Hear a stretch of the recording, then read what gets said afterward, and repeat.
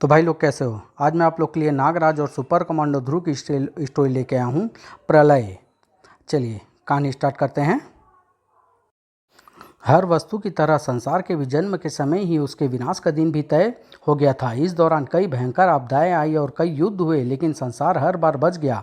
पर वह दिन कभी न कभी तो आना ही है, और शायद वह दिन आज ही है, क्योंकि आज राजनगर को अपना युद्ध स्थल बनाकर मानव और नाग आपस में टकराने जा रहे हैं। और इन दोनों सेनाओं का नेतृत्व कर रहे हैं दो तूफान, मानवों का ध्रुव और नागों का नागराज। मेरे मित्र नाग राजनगर में जो कुछ भी करना चाहते हैं उन्हें वह करने दो ध्रुव, वरना संसार भर में प्रलय आ जाएगी। ये राजनगर में आतंक फैला रहे हैं और हर जगह ये लोग तोड़फोड़ कर रहे हैं, और ऐसा करने का कोई कारण भी नहीं बता रहे हैं। हमने ऐसी परिस्थितियों के आगे झुकना नहीं सीखा है। हम इन नागों को रोक कर ही रहेंगे। ऐसा करने से अगर आ जाती है तो आ जाए प्रलय। किसी भी मेट्रो शहर की रातें जितनी रंगीन होती है उतनी ही खतरनाक भी होती है, क्योंकि रात के अंधेरे में डूबे सुनसान रास्तों पर कई शिकारी घात लगाकर बैठे हुए होते हैं। महानगर भी ऐसी ही मेट्रो सिटी है, इसलिए यहाँ पर ऐसे दृश्य अक्सर ही नजर आ जाते हैं। खून से लथपथ एक व्यक्ति अपनी जान बचाने को भाग रहा है, और उसकी जान लेने का उसका शिकारी पल प्रतिपल अपने शिकार के पास आता जा रहा है। पर यह दृश्य कुछ अनोखा है। आह, क्योंकि दोनों में से कोई भी सामान्य मानव नजर नहीं आ रहा है। अधिकतर लोग यह दृश्य देखकर खौफ खाने या भाग खड़े होने से ज़्यादा और कुछ नहीं कर सकते, लेकिन महानगर की सड़कों पर घूमते कुछ प्राणी इससे कुछ ज़्यादा करते हैं। वे तुरंत अपने स्वामी को मानसिक संकेत भेजकर सूचित करते हैं, और लगभग तुरंत ही घटना स्थल पर पहुंच जाता है उसका स्वामी नागराज, जिसने इस पृथ्वी से अपराध और आतंकवाद को जड़ से उखाड़ फेंकने को शपथ ली हुई है। अरे, वह व्यक्ति तो बुरी तरह से घायल हो गया है, पर यह क्या, उसके शरीर में बदलाव आ रहा है, यह अपना रूप बदल रहा है। हे देव कालजयी, यह तो एक इच्छाधारी नाग है, और वेशभूषा से यह नागद्वीप का नाग लग रहा है। इस पर हमला करने वाला भी इच्छाधारी नाग ही है, लेकिन ऐसे नाग को तो मैंने पहले कभी नहीं देखा। खैर, यह बाद में सोचूंगा, पहले तो मुझे नागद्वीप वासी की जान बचानी है। दूर हट। अरे, तुम तो विषदूत हो, महात्मा कालदूत के विश्वास पात्र। तुम यहाँ पर क्या करने आए हो, और तुम यह विचित्र नाग हमला क्यों कर रहा है? मैं नागराज का कालदूत नागद्वीप विषपुत अपनी बात पूरी नहीं कर सका, क्योंकि उसी पल उसके गले से आकर कुछ टकराया और उसका गला पके फल की तरह फट पड़ा।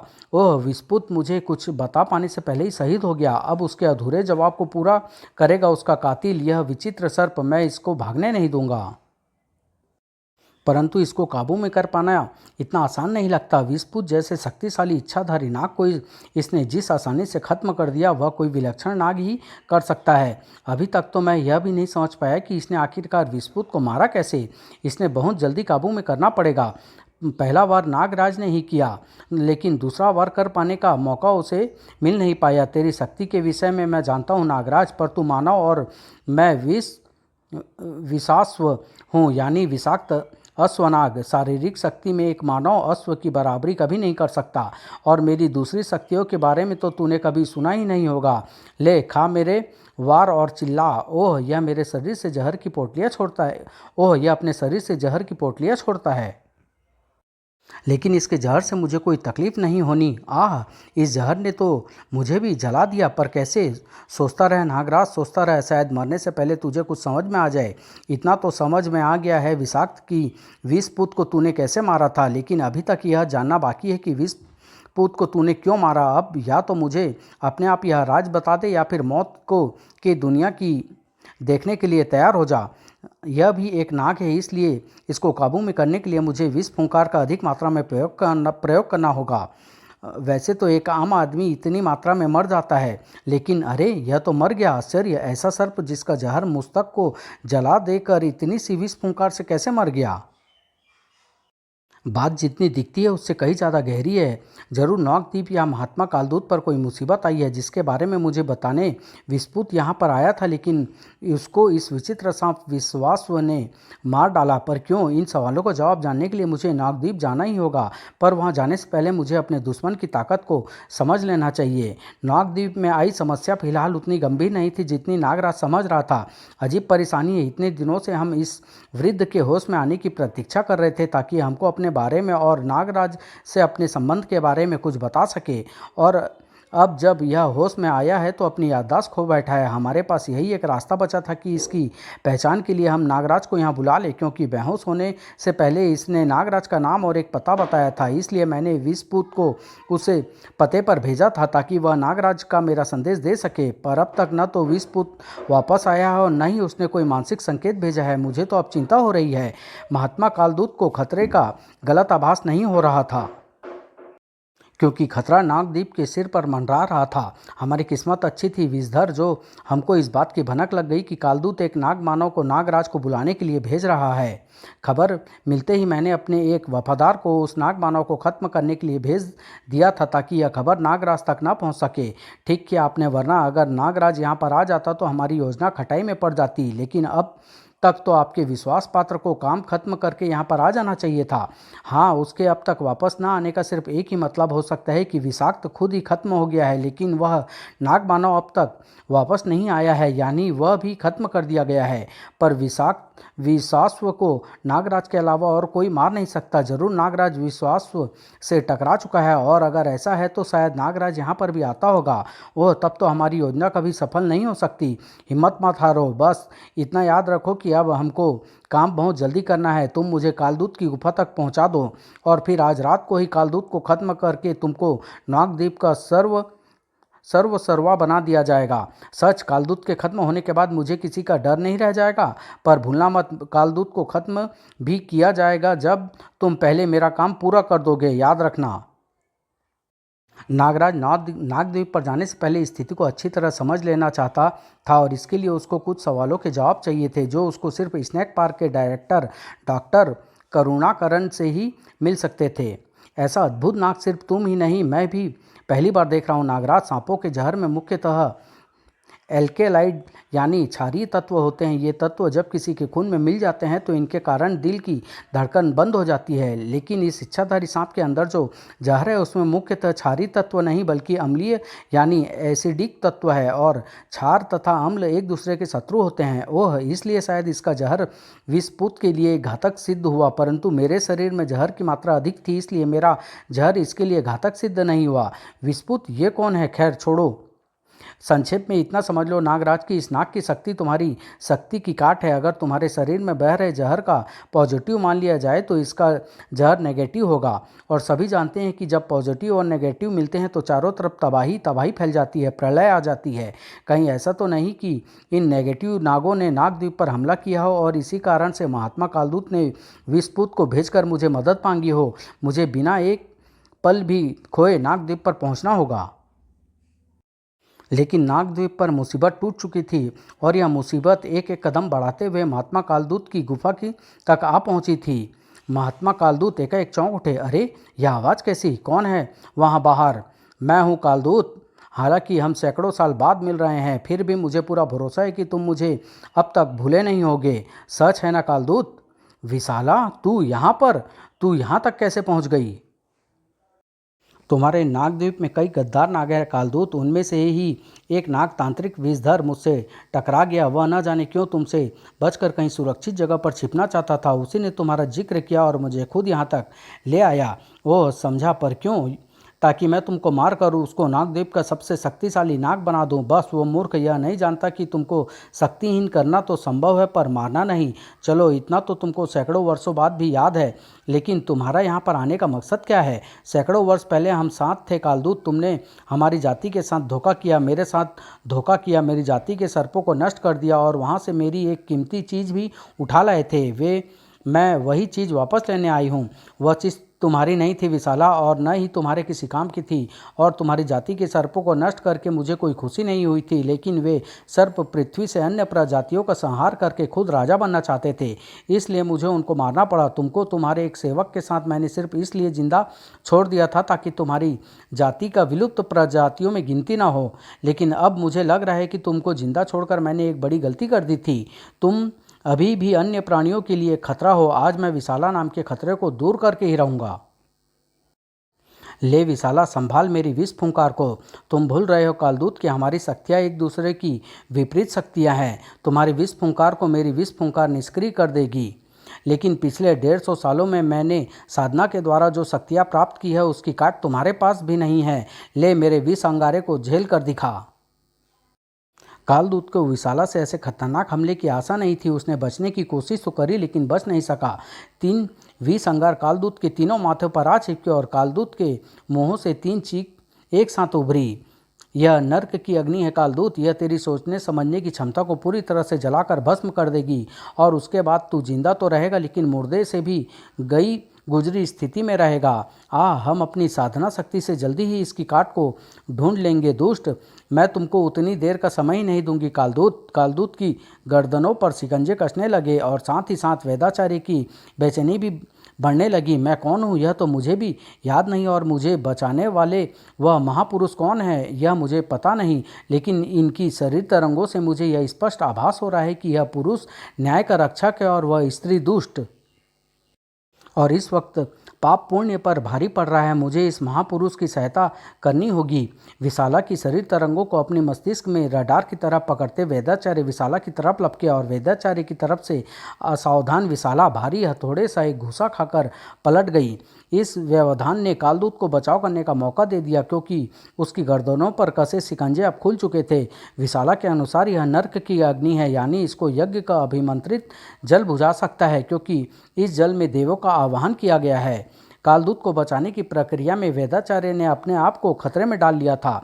तूने विशाला पर वार करने की जरूरत की है बूढ़े, मैं तुझे जिंदा नहीं छोड़ूंगी।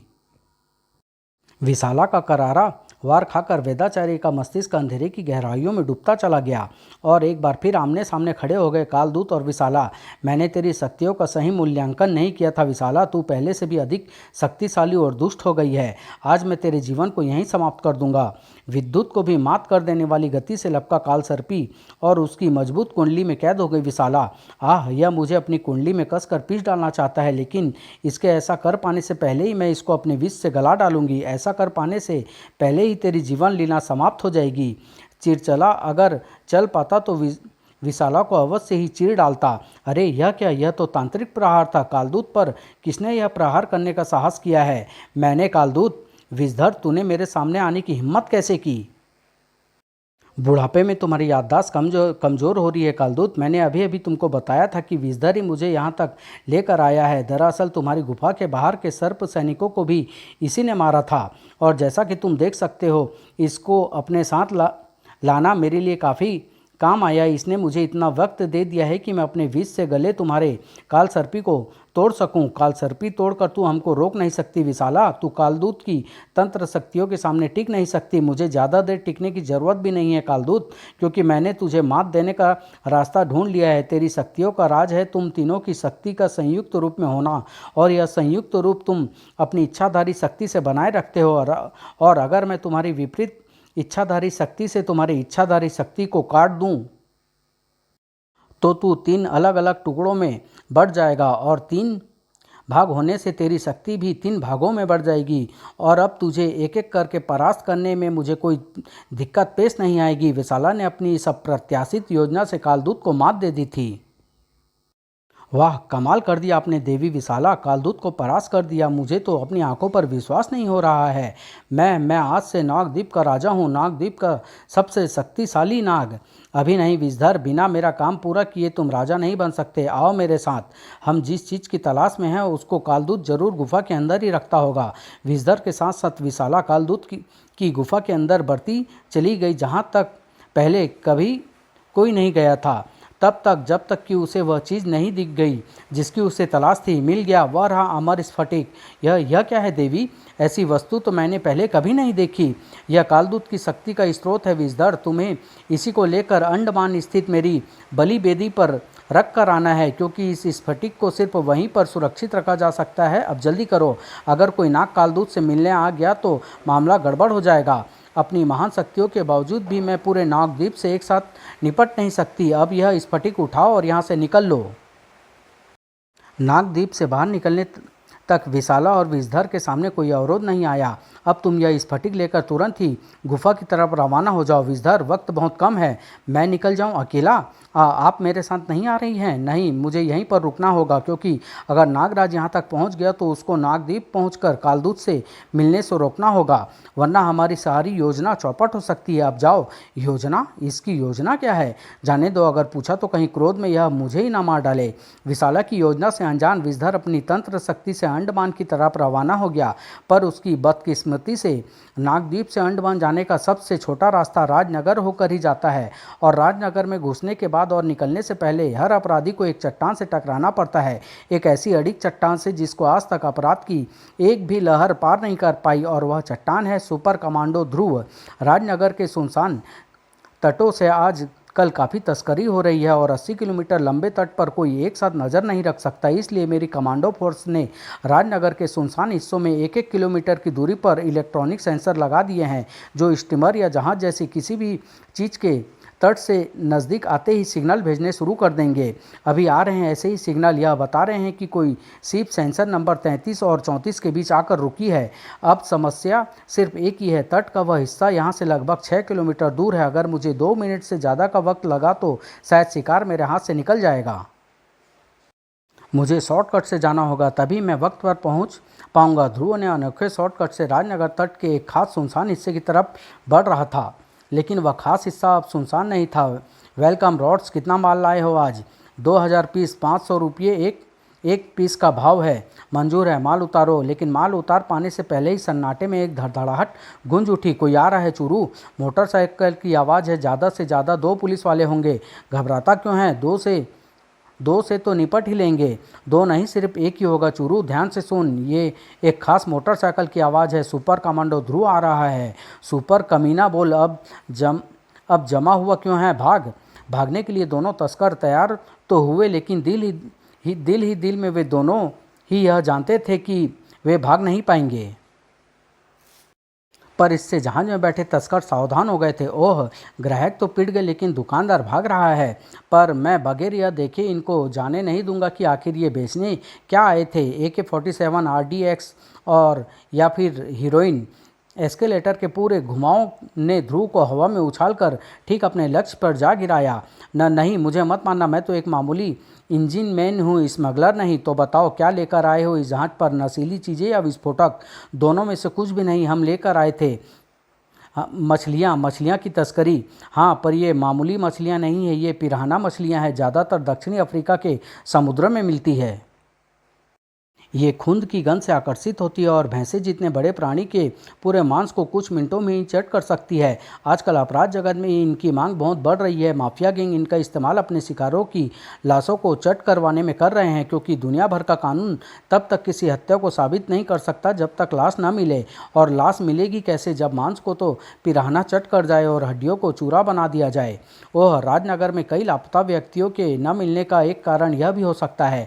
ठीक है, अगर तुम मेरी मदद करोगे तो मैं तुमको सरकारी गवाह बनाकर सज़ा से बचा लूँगा। आप जैसा कहेंगे मैं वैसा ही करूँगा साहब।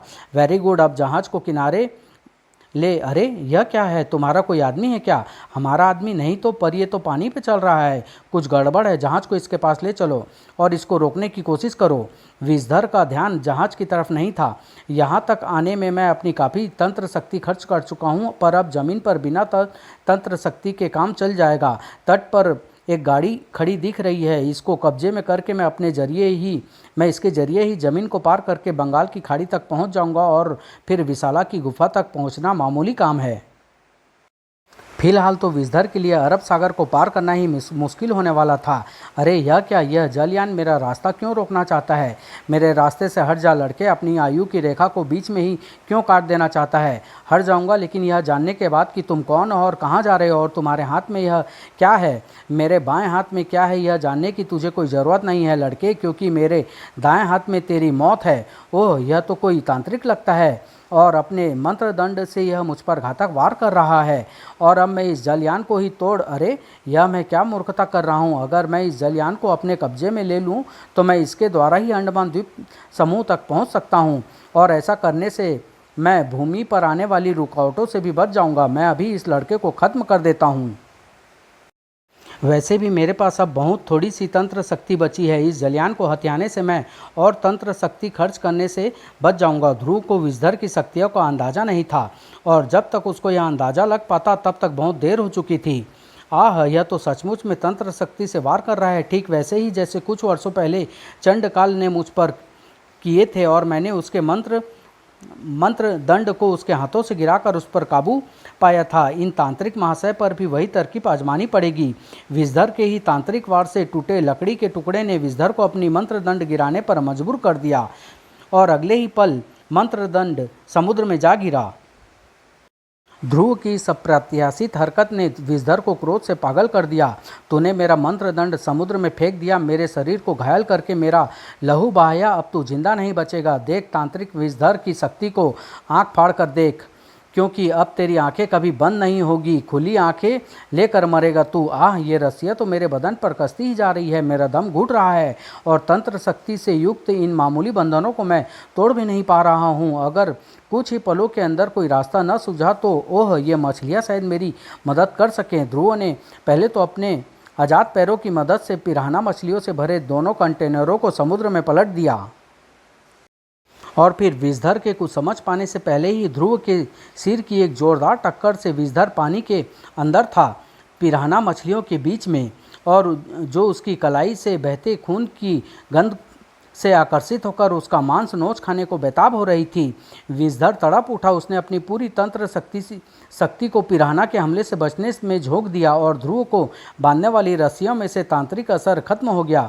अब ध्रुव के लिए उनको तोड़ पाना मामूली सी बात थी। ठीक वैसा ही हुआ जैसे मैंने सोचा था। इसकी तंत्र शक्तियों का संपर्क इन बंधनों से टूट गया। वैसे तो मैं किसी भी इंसान को पिरान्हा मछलियों के बीच में न फेंकता, लेकिन यह एक तांत्रिक है। पिरान्हा इसको घायल तो कर सकती है पर जान से नहीं मार सकती। ध्रुव की सोच एकदम सही थी। आह, इन मछलियों ने तो कुछ ही पलों में मेरे शरीर को छत विक्षत कर डाला है। अब मुझे इनको एक साथ खत्म करने के लिए अपनी बची खुची तंत्र शक्ति का एक बड़ा हिस्सा खर्च करना ही होगा। तंत्र ऊर्जा के एक तेज झटके ने पिरान्हा मछलियों को तो खत्म कर दिया, लेकिन विषधर को भी सोचने के लिए मजबूर कर दिया। मेरा पहला काम इस स्फटिक को सुरक्षित स्थान पर पहुंचाना है, इसलिए मुझे यहाँ से चुपचाप निकल जाना होगा, क्योंकि इस वक्त मैं किसी का भी सामना करने की स्थिति में नहीं हूँ। मैंने उस लड़के को एक मामूली मानव समझा था, उस पर उसने मेरा मंत्र दंड समुद्र में फेंक दिया, मुझे बची खुची ऊर्जा को खर्च करने पर मजबूर कर दिया। लेकिन मैंने भी अपना बदला ले लिया। अब तक मेरे तांत्रिक बाजूबंधन उस लड़के के प्राण निकाल। अरे, यह बच गया। अब समझा, जब पिरान्हा मछलियों में तंत्र शक्ति का प्रयोग कर रहा था तो इन बंधनों से मेरा संपर्क टूट गया होगा। शायद इस लड़के ने मुझे पिरान्हा के बीच में इसलिए गिराया था। इसका दिमाग तो खतरनाक रूप से तेज है, इसलिए जितनी जल्दी हो सके इससे दूर निकल जाना चाहिए। अरे अरे, वह भाग रहे हैं। इंजन मैन, जहाज को फिर उसके पीछे ले चलो। अरे, इंजन रूम तो खाली है। लगता है वह इंजन मैन मौका पाकर भाग निकला है। खैर, मेरे पास और भी तरीके हैं, यानी तंत्र शक्ति के बल पर तेज गति से भागते हुए इस तांत्रिक को पकड़ने के। ध्रुव के गोल होठों से एक खास तरह की सीटी उभरी और लगभग तुरंत ही उसके जवाब में एक डॉल्फिन समुद्र की सतह पर उभर आई। स्वागत है दोस्त। अब ध्रुव के पास तेज गति से चलने वाला एक समुद्री वाहन मौजूद था। ध्रुव को विषधर तक पहुंचने में ज़्यादा वक्त नहीं लगा। डॉल्फिन की एक जोरदार टक्कर से विषधर तो हवा में उछल ही गया। साथ ही साथ अमर स्फटिक भी उसके हाथों से छूटकर राजनगर तट से लगी चट्टानों के बीच में गिरकर गुम हो गया। स्फटिक के साथ साथ विषधर के होश भी गुम हो गए। यह क्या हुआ? इन चट्टानों के बीच में से तो मैं स्फटिक को कभी ढूंढ नहीं पाऊंगा। अगर मेरी तंत्र शक्तियाँ पूरे जोर पर होती तो शायद मैं स्फटिक को ढूंढ भी लेता, लेकिन अब तो यह काम असंभव लगता है। देवी विशाला इस गलती के लिए मुझे जान से मार डालेगी। अब तो एक ही रास्ता समझ में आता है, और वह यह कि मैं अपनी बची खुची तंत्र शक्ति को प्रयोग में लाकर यहाँ से अदृश्य हो जाऊँ और फिर छिपने की कोई सुरक्षित जगह ढूंढूं। अरे, यह क्या? यह तो गायब हो रहा है। आखिर यह सब चक्कर था क्या? कौन था यह विषधर, और यह उस चमकती मणि को लेकर कहाँ जा रहा था? खैर, हवा में सिर मारने से कोई फ़ायदा नहीं होगा। अभी तो इन स्मगलरों को पुलिस के हवाले कर दूं, फिर इस घटना पर विचार करूंगा। इस घटना पर विचार नागद्वीप में चल रहा था। हमारी शक्तियाँ फिर से संयुक्त रूप बनाने में व्यय होकर क्षीण हो गई है। ये स्टोरी 90 पृष्ठ की है, तो इसको 3 भागों में लेके आऊँगा। पहला भाग यहीं समाप्त करता हूँ, दूसरा भाग बहुत जल्द लेके आऊँगा। धन्यवाद।